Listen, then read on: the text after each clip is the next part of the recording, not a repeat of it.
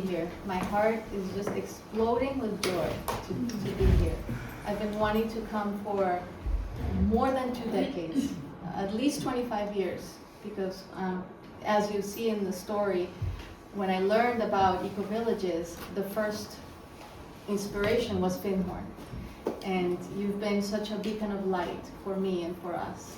And so I have such great admiration, and it's a true honor to be here. It's really an honor. So that's how I wanted to start. So let's dive in.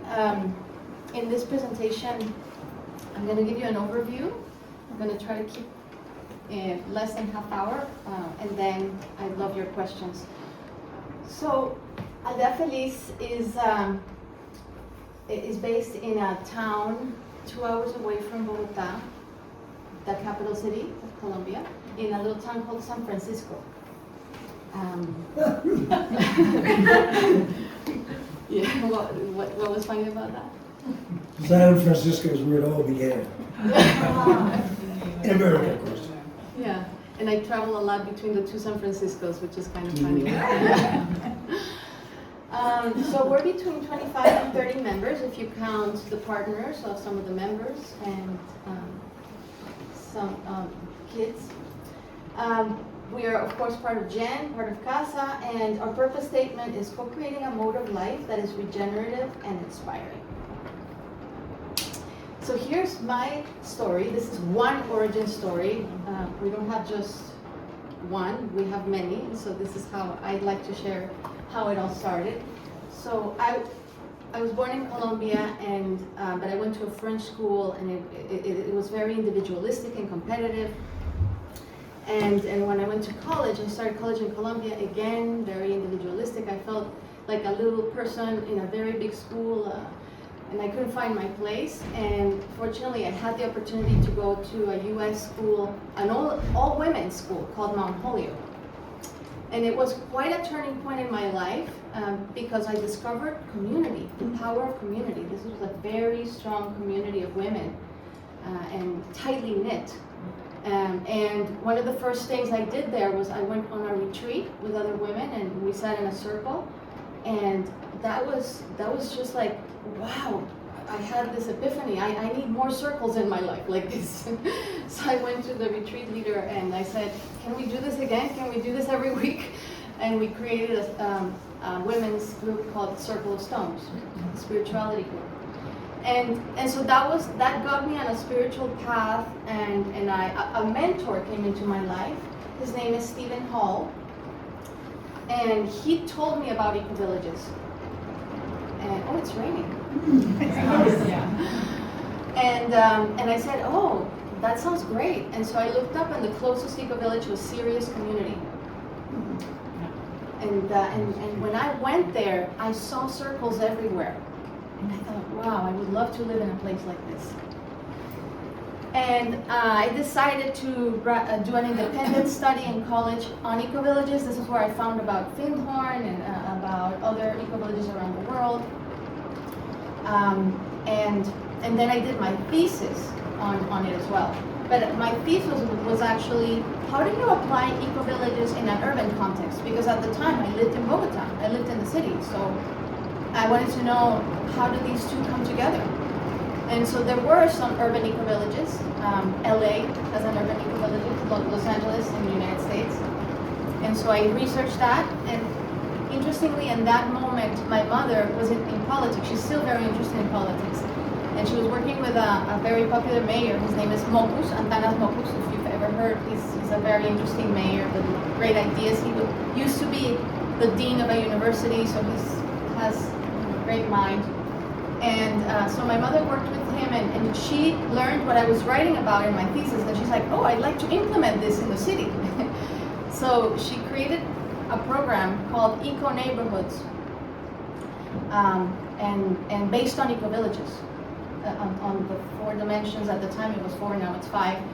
And it benefited like 200 neighborhoods. But what's relevant of that story is that right about that time, I was introduced to a man called Carlos Rojas, who's an architect, and we became really good friends. And so when my mom started that program, I introduced Carlos to my mom, and then she hired Carlos. And out of him being the coordinator of this urban eco-neighborhood program, we created a network of people interested in eco-villages. And then at one point, Carlos said, let's create an eco-village. He's the one that said that, even though I'm the one that, brought the idea of eco-villages to his mind, but he's the one that spearheaded, let's create an eco-village. So then I said, yes, let's do that. And there was a series of wonderful yeses from the universe, including he did an ayahuasca journey, and he got the spirit of plants and Pachamama. He says that Pachamama said, yes, please create an eco-village. So we had the blessing of Mother Nature, and then it was, the rest is history. I wasn't a resident for the first 15 years. I was a non-resident member, and I'll share a little bit of how I became a resident. So this is one of the Story Fest. I'll share more about Story Fest, but we told this story just like a month ago, and it was very fun to reconstruct the story and tell it together to our community who didn't know how it all started, right? And Carlos, he's a brilliant person, architect, but he's also a community planner. That's what he went to graduate school for. And so he has a lot of skills on exactly that, planning communities. And so he led a number of gatherings with people who were interested in creating an eco-village, of envisioning what this would be like. And this is the first drawing that they made, people who were interested. And amazingly, the land we found has many of these features. We manifested what we wanted. We have this community space, we have a river, we have a little lake, gardens, etc. So yeah, it's amazing. And this is one of our artifacts, this drawing. So when we started, we created a system of residents and non-residents. In fact, from an early stage, Carlos, he's an architect, so he has a lot of structures in his mind. And so in one of the first meetings, he created different circles, concentric circles. And he said, okay, who's in this first circle? And people stood up. Who's in this second circle? And people stood there, and then third circle. So it was a way for people getting involved where they could, where it made sense for them. In my case, I couldn't go live there because I was in other callings at the time. But the people who did move in and live in tents for many years, I'm so impressed, right? And it took years to build a community, and they were there, holding the fort and building the thing, so amazing. So the system at the time, turtles and beetles, tortugas y escarabajos, was what we used to call the residents and non-residents. And it served a purpose. It gave each of us a place, and understanding that, we are where we can be, and we all contributed financially. And as a beetle, as a non-resident, I also contributed significantly in the board and in important decisions, in finding legal counsel when it was needed. I'll share the story of how we shifted from ownership of the land, a list of people in ownership of the land, to an association that's the owner of the land. And so that was all supported by lawyers, which I helped find, and other big hairy conflicts that I supported, in the process, and that kind of thing. So we've all supported each other in the best way we have been able. So our territory, our land is 3.5 hectares, and we are in 1,600 meters above sea level, right? Which is a little warmer than Bogota. Bogota is actually 2,600, so I think the weather's perfect. Spring-like all year round. And the nearby town, San Francisco, has the essentials. And so How large a town is San Francisco? it's about 7,000 people. Mm-hmm. So people have been building their own houses or hiring people to build their house. Actually, the latter is more common. You hire somebody to build your house.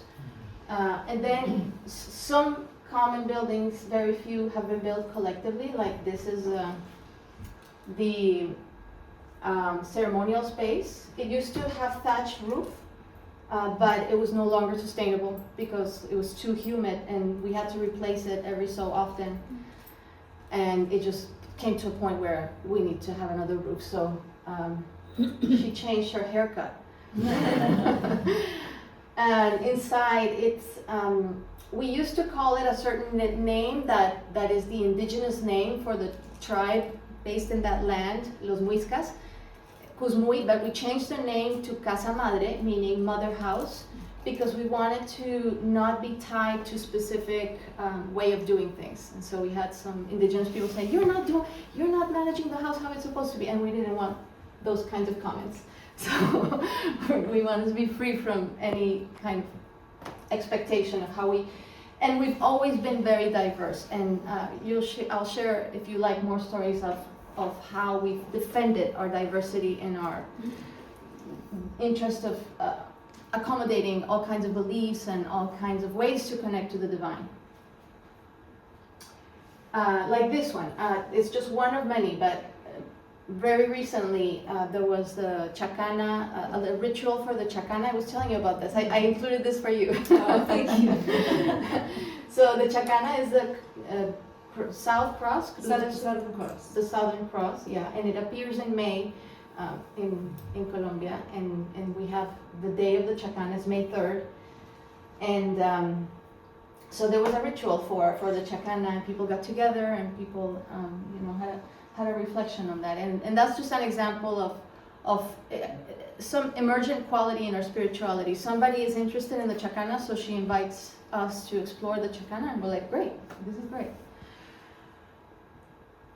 And then this other man, he followed the indigenous path, and he had an influence on us. Even though he looks white, he has learned from indigenous people, and he has transmitted some philosophies and some ways of looking at life that have been useful.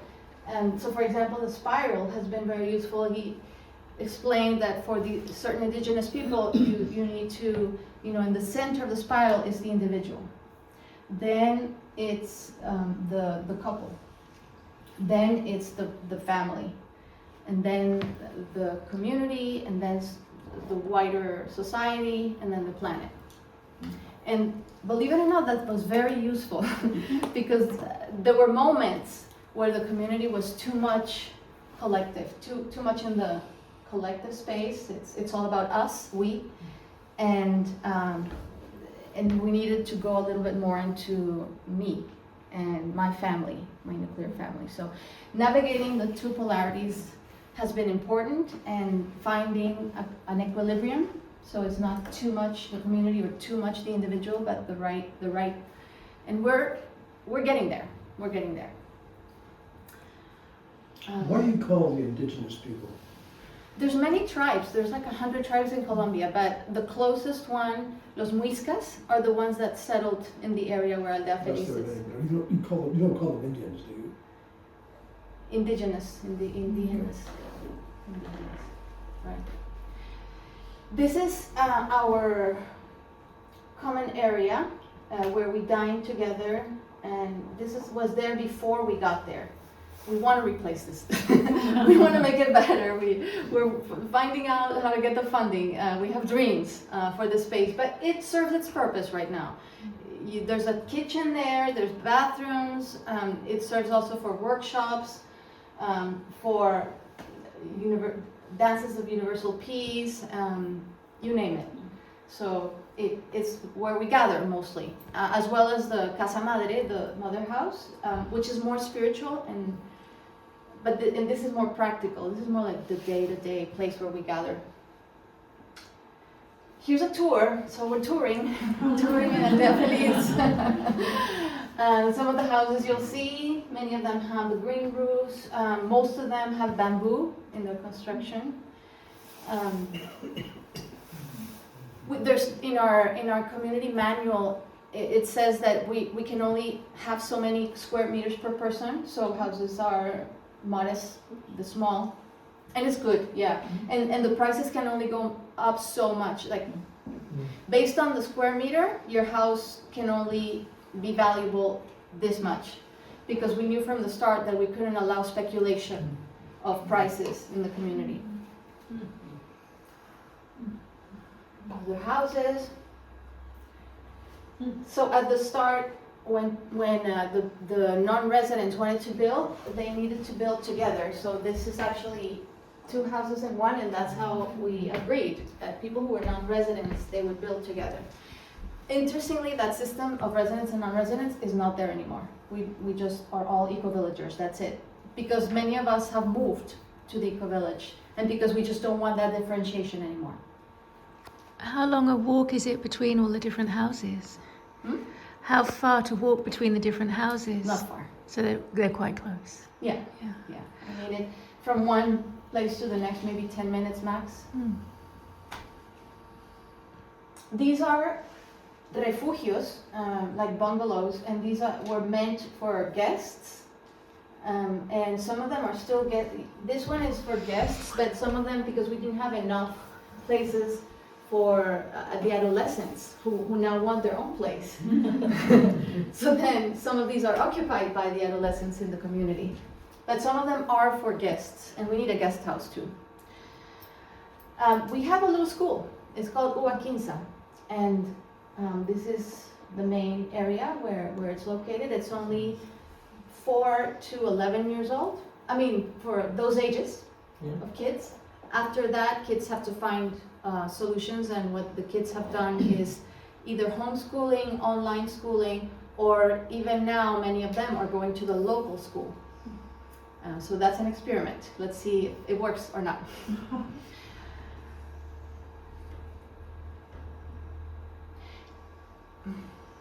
Oops.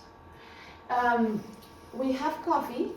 We had an Argentinian person who lived in our community who's very enthusiastic about coffee, and so he planted coffee everywhere. Which some of us were like, really? Okay, fine. But you know, it's beautiful to see our own coffee. It is a good coffee that we produce there, not at huge scale, really. It's only like for friends and. But it's nice, and we have a place where we do the whole process, and there's somebody in the wider region who's a very expert in coffee, and so he's the one that does all of the all the processing of the coffee for us, and so yeah. We have that. We have a river running through. We have a beautiful bamboo forest, and I love going through there and just feeling very peaceful in that photo. We also have a lake, as I said, a little pond, and what I love most about it is that it's always full of lotus flowers, and it just feels so special. Yeah. Oh, and another thing about this is that it is human-made, and it was made, the use that land had before we came in is people came to fish, their own fish, and then they would eat it. So that was the type of use that this place was about. When you say fish their own fish, what do you mean? So They would stock it. Huh? I mean, they would put the fish in the beginning. No, they were farming fish here, and then you as a guest, you would go there and fish, take the fish and cook the fish as an activity. Does that make sense? It was a fish farm, Roger. Yeah. It was a fish farm. Where the guests would eat what they fish Right, okay. as an activity, as a fun thing. It's a tourist thing. They have Exactly. that in France, and we thought They do? here, Yeah, it's good. So we were lucky because the infrastructure was there for a kitchen, for a beautiful pond. So, yeah. before you moved there, the whole place was a fish farm? No, just this. It was. Oh, okay. It was a farm, but they had the pond and the kitchen and the dining area, and then the rest was pretty empty. Oh, and bless the person who sold us the terrain because he had much better offers monetarily, but he fell in love with our project and he's like, I want to sell it to you. He was a musician and he was just a wonderful businessman, but also sensitive heart. So bless him. But the pond was there when you get it. Yes. Yeah, the pond was there. And this is my house. Wow. It was actually designed and built by Carlos Rojas, my friend, who his family grew, and so he had to say, this was his first house. And when his family grew and he needed to build another house, he opened his mouth and started to say the sentence, I'm selling my house. And I'm like, I'll take it, I'll buy it. So I feel super lucky to have this little gem of a house. This is my husband, Carlos also, but another Carlos. And my succulent garden down there. I love succulents, and they do very well. It looks a beautiful layout. Is it like 2-bedroom or what's the kind of layout inside? The side, up there there's a, I wish I would have included pictures of my kitchen. It's the most beautiful kitchen in the world, to me. But yeah, it's one space, not too big, like 30 meters, and there's the bedroom, the living room, my office, but then there's another room that's the kitchen behind, and then underneath this floor is Carlos's office and kind of the study. So thank God we have two levels, because then he can work in this level and I can work in this level. We're both kind of therapists, and I'm a coach and he's a therapist, so we work one-on-one with people online. But you're also on top. You're also on top. You also On top. on top? On top, forget Top in the top level. Oh, yes, we sleep in the top level, and then I work there during the day. Yeah, we're remodeling right now, actually.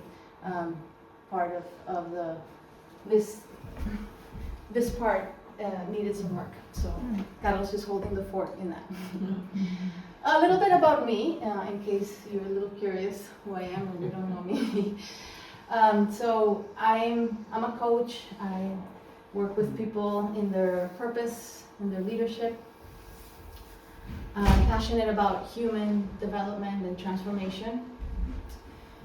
I'm also an author. I love writing, and I love creating different pathways for people to empower themselves. In college I studied biology because I wanted to understand nature, and then from there get inspiration to design the systems and in general. If you're interested in Enneagram, I'm a type 8. If you're interested in human design, I'm a 6-2 splenic projector. And I'm a Gene Keys guide, if you know about Gene Keys. And I'm big into dream work. I pay a lot of attention to my dreams. And I'm a singer-songwriter, and I'm an oracle creator. I created my own oracle. And so I have an intense creative life. I don't have children, so I didn't procreate, but I create. And this is the happiest day of my life when I married my husband, Carlos. We did our wedding at Aldeafeliz in a very non-conventional way. We had 3 women officiating us, and out in nature. And and it's important to say that my parents are divorced, my grandparents are divorced, my great-grandparents had a very dysfunctional relationship, so to break that cycle and find the love of my life is a huge deal. And some shots of my creative life when I launched it's an oracle deck. I had people dress up in the arcana of that oracle, and it was super fun. And here's a picture of my first book, Revisión de Vida, Life Revision. It's also in English. And it's all about identity and how do you create an identity and sense of purpose based on self-knowledge. And so when we get into StoryFest, it's very related with this methodology that I use for individuals and that I'm now starting to use for communities and for organizations. These are my first music album. I'm finishing the second music album, and this is the next book that I'll launch in January. So this little story, and then I'll get back to Aldeafeliz. So how did I decide, or how did we decide to become residents?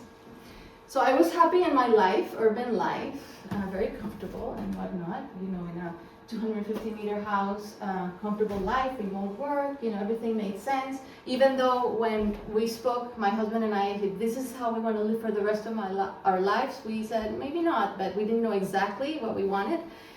And Aldeafeliz for a lot of, and this is, very honestly, for many years it just seemed too hard to live at Aldeafeliz, and for many reasons, too hard. It just felt, and we can get into that later. But it started getting more harmonious, more appealing, and at the same time, something started happening. And it's after the pandemic, so much happened for me in the pandemic. It was traumatic for so many people, right? It was just a very hard time. And something that added to that is that I became very sensitive to EMFs. Do you know what they are? Yes. Electromagnetic fields. And I felt it in my body. I felt the electricity, and I couldn't sleep very well, and I started wearing copper and quartz and shungite and this other thing, but it wasn't really working. And one night, 3 a.m., I wake up and I scream. I scream. I just felt electrocuted. I felt like something had jolted my body. And I said to Carlos, I have to get out. I can't live here anymore. We have to go. And so he's like, okay. So we packed the car, and the only thing we could do was go to Aldeafeliz, and we're like, is this gonna work? I don't know. Okay, let's just try. And we settled there, let's see, 1 month, and the month worked, the internet worked, the house was a little, not in great shape, but we thought, okay, we need to work on the house, but it's doable. So then we said, okay, let's do this. But we did put all our stuff in storage for 3 years. Because we didn't know still, this is a test. But after 3 years, we looked at each other and we said, oh my God, this is our life now. We don't need this stuff. So one day we just got rid of all the stuff. Didn't even sell it, we just gave it away. And that's it. So we have been there for 4.5 years and are not regretting it so far. Okay, so back to Aldeafeliz. Our specialty are social technologies. So this is what we know we're good at. And I think one of the reasons, among many, when I did my research on eco-villages, I saw that the social dimension was so important, that even if you had all the other dimensions really strong, or the ecological super strong, or this and the economic, if you didn't have the social strong as a foundation, it would collapse. So you needed to have as many tools as you could in the social dimension. So, and then also Colombia is known for this kind of work because we faced violence and we faced so much trauma and so much stuff, conflict. Then it is a hub for social technologies and also healing in general. So eventually we got around to, many of us are facilitators, we trained in sociocracy, we trained in nonviolent communication, and the latest thing we're saying is that we have a robust and generative social architecture. And it's super necessary because we're very different people. We're very, very different, and so it's really important to create a space where power dynamics are kept in check and we all feel part. So we adopted sociocracy in 2014 in full. So we are completely led by sociocracy, and it was probably the most important quantum leap that we had. Diana Leaf from the US trained us.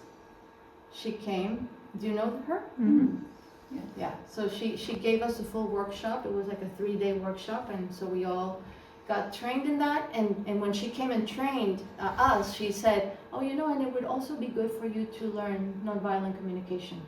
So that stuck to my mind, and I found a person to come and train us in NVC for an entire year. So those two are really important for us. And sociocracy and NVC. I can share more if you like, but this is another workshop. Can you read that quote that was at the bottom, because that's really important too. Yeah. Oh, thank you. Yes.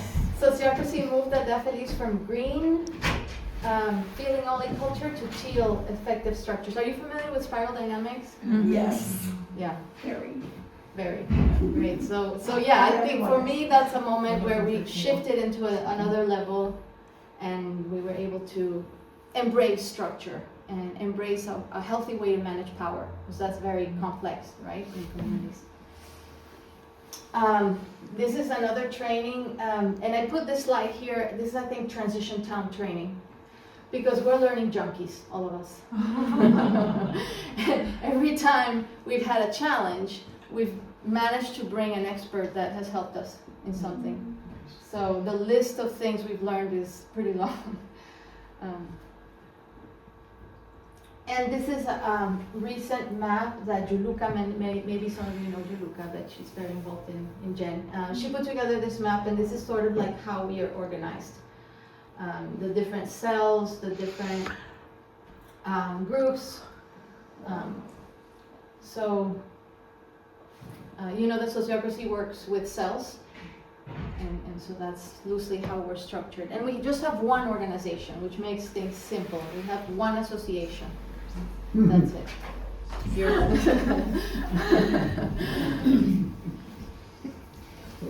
Spaces that unite us. So just for your information, we don't yet have that organization.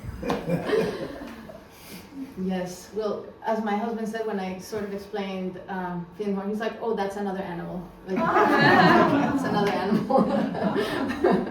We're different animals. Yeah, we're much smaller. But so here are some things that unite us, that build a community culture. We have something called the lunch rotation, and it's that whoever wants to, is not obligatory. But let's say these people, you are interested in being part of the lunch rotation, so that you might pair up with somebody else, and let's say that there's 14 people that are, or 28 people, let's say, and so there's 14 teams to cook, and so that means that the rotation is going to be 2 weeks, and so you two are cooking on Monday, and you buy the food, you choose everything, and you cook, and then great. So then you cook on Tuesday, and you get to eat for free on Tuesday. You don't need to pay anything. So that's the lunch rotation. It's a pretty good system. And the work parties, we also have work parties every week, and also regionally every month, which is amazing. I'll share more about that later, but we have regional work parties with the larger community. And circle practice is also super important for us. We do those every 2 weeks. We have a circle to share with the talking piece. And so yeah, this is a circle. Sometimes we go to the ceremonial space, to Casa Madre, the mother house, to hold them, or sometimes we do them outdoors, but always a fire. Always a fire. This is chicha. Chicha is indigenous drink. It's a fermented corn drink. And we've done a number of rituals making the chicha, so if there's really hairy conflict going on, we might do a chicha ceremony. So it's a big pot, and there's songs that you sing, and so you and I might go together and we stir the pot together. The two people that are having conflict will come and stir the pot together, and it's to sweeten the word. And what do you drink this stuff? Yeah, you drink it, yeah. It's a fermented drink. Huh? It's a medicine. It's a fermented drink. I mean, it does have healing powers, if you will. Yeah, because And is it's it alcoholic as well? a little bit, but not much. And then universal dances of universal peace are very important. Also, Carlos, not my husband, Carlos Rojas, the architect, he is a leader of and a teacher of DUP. So he holds a school and trains leaders, and so Aldeafeliz has become a heart of Dances of Universal Peace, and so people come from the region, come from everywhere, and every month a retreat for those. So we get to benefit of these beautiful. But that's not your neighborhood. Hmm? Photograph is not No. your neighborhood. No, that's not it. Yeah, so I try to lay out some of the organizations that are connected to Aldeafeliz. So this is the school that I mentioned for the little kids. This Mingueros, Minga is work party. It's an indigenous name for work party, La Minga. And so there's an incredible network of neighbors, like around 150 people from the region, and every month we go to your farm one month, to your farm the next month, to your farm. So everybody gathers, and it has created a beautiful regenerative community. And out of that was born Cultivamos Soberanía. That's another organization dedicated to food sovereignty, and through community gardens. So it has been a wonderful way for Carlos, my husband, and I to get to know the wider community. So we go every week, we go to a community garden outside of Aldeafeliz. In big part because we're learning. We had no idea how to plant gardens and all of that. And so our neighbors do know much more. So it's fun. It's fun to learn that way. El Llamado de la Montaña was born more or less at the same time that Aldeafeliz. So they are 20 years, both of them, and I'll speak more about this. This is the yearly gathering for sustainable communities, eco-villages of Colombia. And it's part of CASA. So CASA is the GEN, is the Latin American GEN chapter. And then Dances of Universal Peace is important also in our ecosystem. There's probably more, but these are the essential organizations that are connected to us. And this is a demonstration. I wanted to put this slide here because I really love the learning that's happening in the wider region. And sometimes you need to expand your reach of who to involve to have the kind of conversations that you want to have. So in Aldeafeliz, for example, I'll talk about resilience and the resilience project in GEN. That we've been a part of. So Aldeafeliz had, some people were interested, other people less, but if you expand to the wider region, you're going to get more people coming.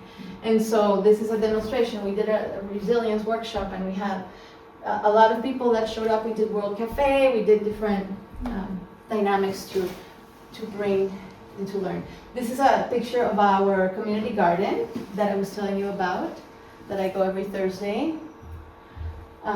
This is what the landscape is like. It's very mountainous, and it's so let's talk about resilience. And one way that we can talk about resilience is how conflict is handled. And for us,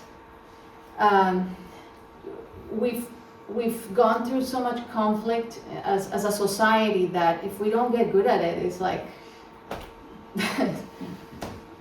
we couldn't make any progress. So you have to build your skills. And also because culturally, somebody wanted to know about our culture, Colombian culture. You asked, exactly. So Colombian culture, people are very fiery and very vocal, and they're not just going to be like, oh, let's let that go. I mean, no. People tend to express, and that can be a good thing, because then you work through things, and yeah.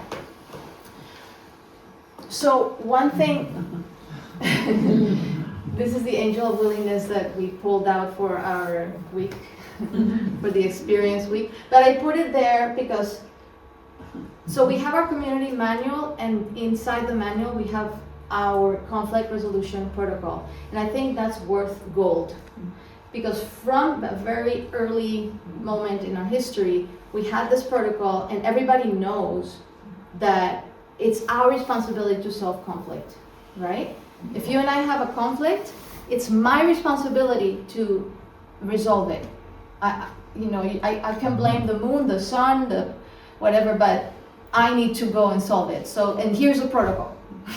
Yeah, me too, isn't it? You too, as well. Yeah, both of them. If I feel the tension with you, I'm responsible.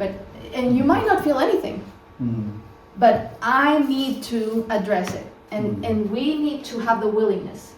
So that the protocol is there as a clear marker that we're accountable. If you have been with a problem with somebody for 2 years, the community is going to say, "Hey, you need to address this. Like this is part of our community agreement, right?" So we're assuming that we have the willingness and not just letting things fester. Yeah. So I could go through the steps of the protocol, but essentially, I'll say two things. One is that we're all trained in NVC, nonviolent communication.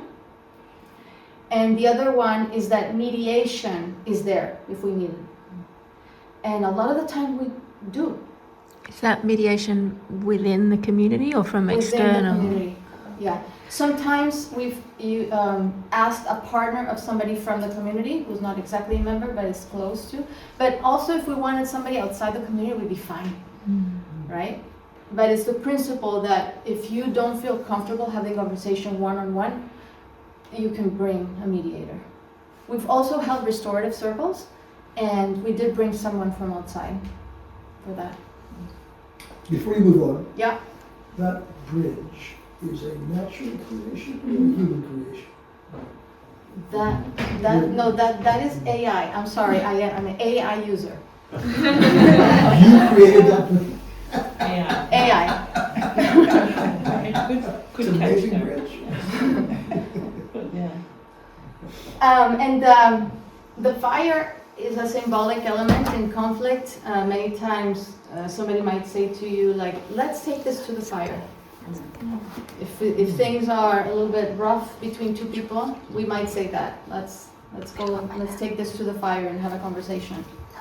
Can I ask, when you have a mediation, is it just done between the two concerned parties and a neutral party, or is it community? No, one. It's just okay, right. Yeah. Only when it involves the entire community will we involve What does others. taking it to the fire mean? Hmm? What does taking it to the fire mean? It means let's have an intimate conversation with the fire, meaning that there's a spiritual power in the fire that can help us, bring up some wisdom in us. Mm.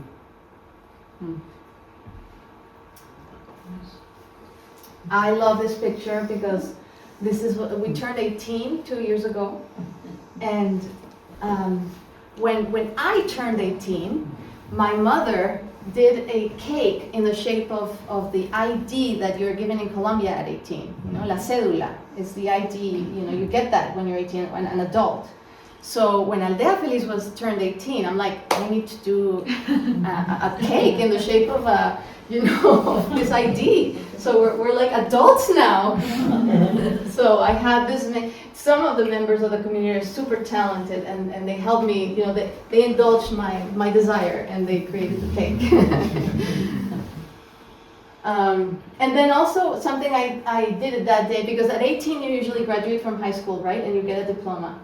So I had some diplomas made, and you know, to feel like we're official now. We got our diplomas from high school, and then the next year we actually got an actual diploma. Oh, wow. We manifested Hildur Jackson Award in 2024, so that was very exciting. And this picture, I think I'm connecting this with something we have not resolved yet, is that, excuse me, I need to drink water.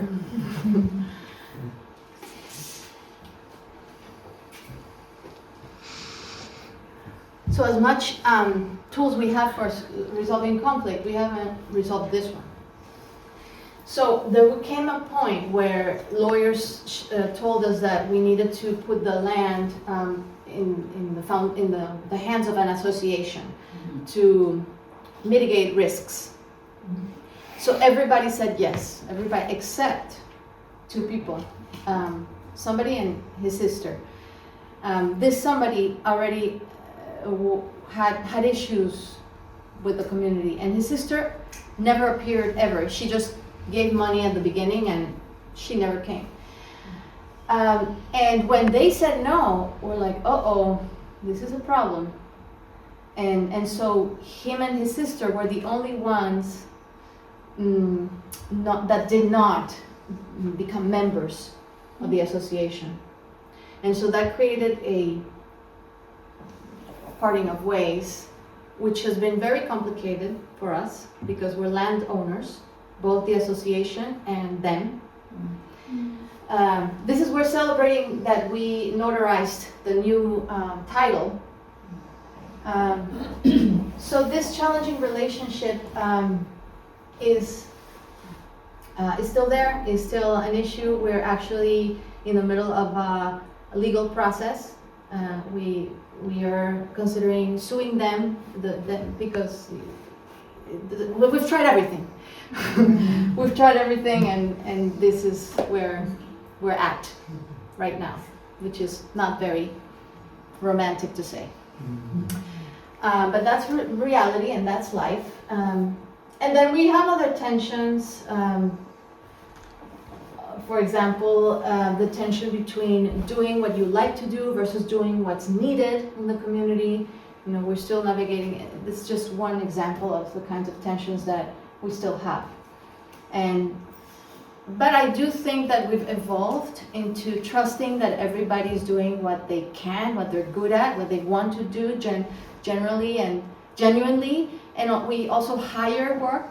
You know, we hire people to do work that nobody wants to do. Or we also pay certain roles. You know, people who are doing some admin work and it's needed, it's really important, we pay them.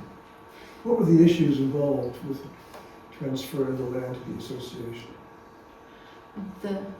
Transferring the individual But what are the properties. issues? The issues. The risks, you mean? The rift.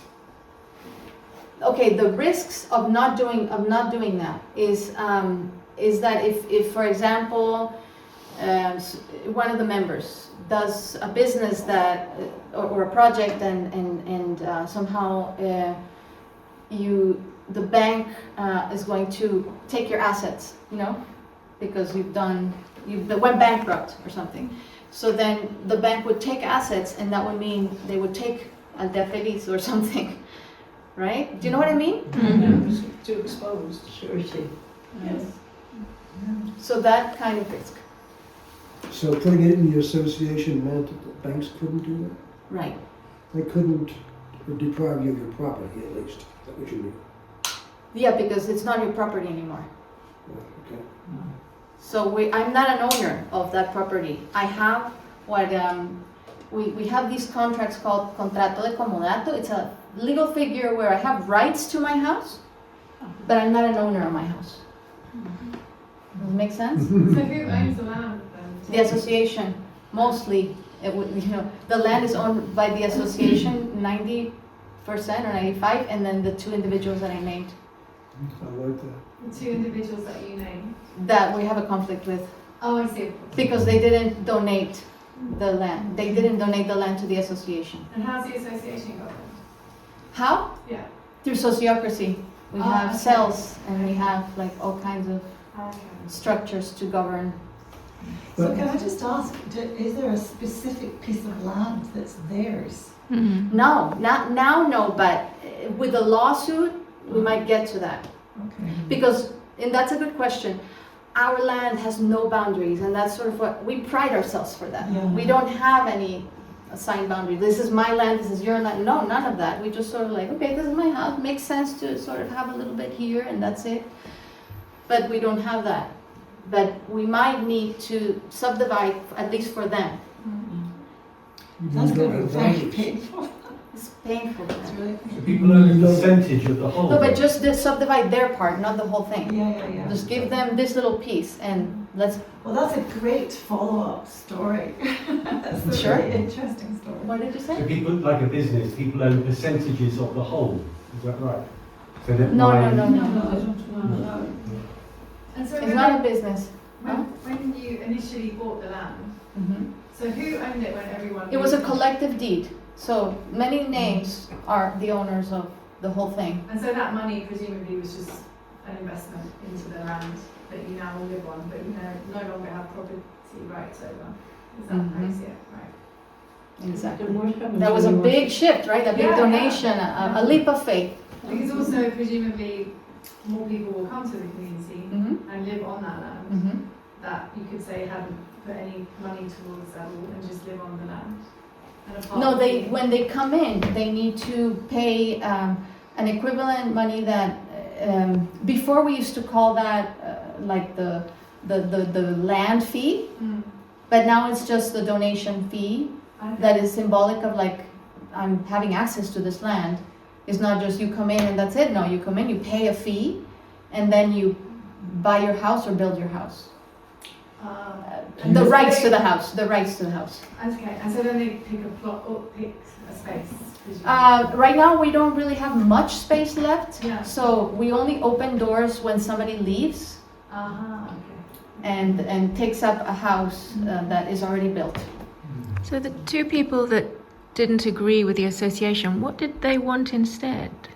For it, I think they're in the mindset of a capitalistic, I invested in this and I don't want to lose my rights to this investment, basically, and fear of, and also there's people who have a harder time, especially I'm speaking of the man because the sister neighbor really was in the picture anyway, but he had a very hard time in community spaces. He was the one that drove us crazy. Always. We used to use consensus, and so he always was the one who would say no, who would like block things, and we're like, oh my God. So it's not surprising, right? Interesting role. Interesting role in the field. Isn't Very it? interesting role. I mean, I'm questioning. Yeah, absolutely. Here, they have to build, remember, most people that build their houses here, they have to get a mortgage, which basically means they have to go to a bank. Banks require, Yeah, forget about that in security. Aldeafeliz. You didn't have, you never had that issue. No, there's no way that a bank is going to give you a mortgage for one of our houses. You have to have the money somehow. Right. Yeah. Okay. And what happens when somebody leaves or wants to leave? Yeah, it's happened a few times, and basically, we hold circles to end things in the best way possible, and then that person is going to will sell the house, but whoever buys it has to go through a whole process. So we have a process to enter that is quite elaborate. And then they get whatever they put in. They get the part of the house. They don't get the land money. Yeah. At first, we did return the land money, but now it's a donation. We frame it that way. So people know up front. I'm so sorry this has gone on for too long, but you've been asking questions.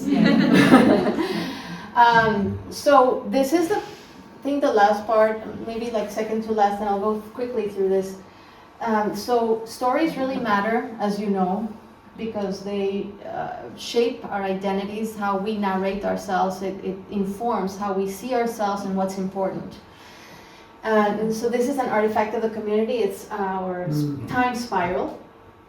And it's the big, It's so interesting. Time. We talked about this today. Yeah. Cornelia Yeah. is running a story thing this weekend, actually, I was about hoping your she'd be community, here. your Yeah. story, and a whole thing about us not remembering necessarily. Yeah. You know, we've been going for 64 years, so yeah. yeah, this is the thing. Individuals and communities, we forget. We have that tendency. And when we forget, then we lose access to what's truly meaningful, essential, important, and then we get lost. So bringing back the memory, having it in a place where it's easily accessible, reminding each other, super important. So then I proposed StoryFest for 20 years. And my inspiration was the TEDx events. You familiar with that? Yes. So it was the idea that we need all the stories. We need all the interpretations of what is it like to live at Aldeafeliz. So we wanted the origin stories, the love stories, the conflict stories, also the intergenerational stories of, what's it like for the kids? What's it like for the older people? What's it like for the adults, right? And so we heard from everybody. And the preparation process was wonderful because it was remembering a lot of things and also connecting to the heart of Aldeafeliz. What's really underneath all of the stories? What's our soul? So we tried to name that. And some of the words that came out were, we're here to learn. We're here to find true belonging. We're here to awaken the capacity to love in spite of differences, right? We're here to feel a sense of hopeful future. So things like that is at the heart and soul of our process. So this was the day before StoryFest happened, and this is us basically sitting down. So you get the sense of our size. We decorated the communal space. And this is what it looked like. The grandmothers sharing their story, the young people,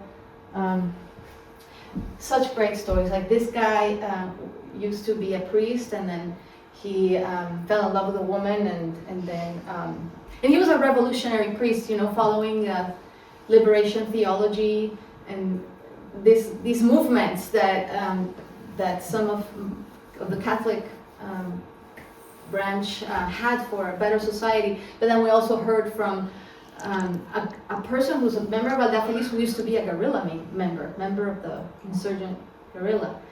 And all of that is kind of part of Aldeafeliz. So also the stories of individual members are part of Aldeafeliz, not just exactly what happened at Aldeafeliz, but what they brought with them. So we honored all of that as well. And we had some art. I sang one of my songs, and it was just very rich to celebrate the talent. Were the stories recorded? Were the stories recorded for? Yes, all the stories were recorded. That was part of the design. So it'll be in YouTube. One of them is already on YouTube, and they're putting them up as we go. And this is the picture at the end after celebrating StoryFest. And then the wider movement is what I was sharing with you before. Once a year, there's a gathering of this of this network of sustainable communities around Colombia. And it's a very important gathering because people who already have an eco-village or they want to have an eco-village, that they can go here and learn from each other. And this. How many would you say there were? I How many think showed up at the gathering? I think around 120. Yeah. Yeah, and this year they also, 20 years of this gathering, as well as Aldeafeliz, so they've been in parallel. They also did something similar, not exactly like StoryFest, but something called ecosynthesis. So they took the 5 dimensions of the eco-villages, and we had to, each project that participated, like Aldeafeliz participated, we had to provide a story for the ecological dimension, a story for the social dimension, a story for the economic dimension. So we had all these stories, but by dimension. So it's a way to gather learnings and all the lessons. These are some of the communities that participated in different parts of Colombia.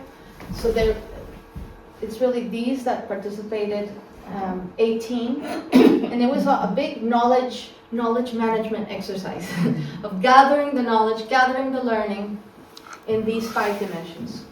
And so to get there, we had to have the preparatory workshops, the written stories, and then we shared the stories in a panel. So it was very rich. I felt very proud to belong to this wider network that cares about learning and cares about systematizing the learning. What is or was the 5th dimension? It's Worldview. social, economic, ecological, cultural, or worldview, and then this one is whole integral system. design. Are you familiar with that system? Some of us are. Yeah. Exactly. Integral design meaning what? What is integral design? It's like what brings everything together. How do you then design holistic systems that bring everything together, integrate everything? Because you could have these like separately, right? Like silos. You could have silos of these things. But then there has to be a dimension that brings everything together. Very good, thank you. Yeah. And my friend Sulma has a practice and a company dedicated to do these. Are you familiar with No, it's rapid facilitation? Yeah, lovely. So she did those for the ecosynthesis, and that's the main themes for the ecology, for the social, for the economic, for the cultural, for the integral design. And then there's a book that came out, which is for you. I brought you the book. Thank you. Yeah, it just came out. And it's full of lessons from all the movement, the regenerative eco-village movement in Colombia. In what language? It's in Spanish. But somebody speaks Spanish here, maybe? No. But in the community, But it's illustrated. but you know, there's you can take a picture and use AI to translate Yeah. if you're okay with that.